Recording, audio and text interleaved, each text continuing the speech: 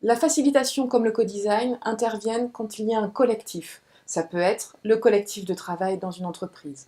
Facilitation, on a un projet et on souhaite que tout le collectif y participe tout au long du projet. Co-design, on a besoin de nouveautés, on a besoin de créativité et on a besoin que toutes les parties prenantes participent.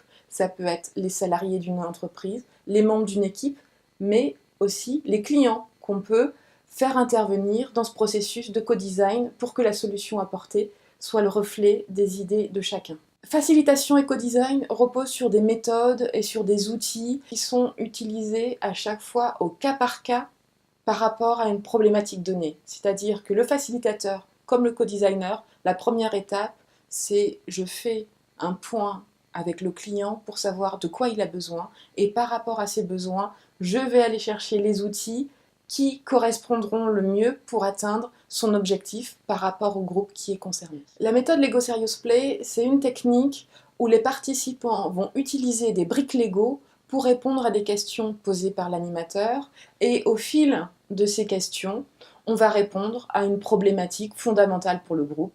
Par exemple, quelles sont vos priorités pour l'année à venir? Quand j'utilise mes briques avec mes mains, j'utilise mon cerveau différemment, donc j'apporte d'autres réponses.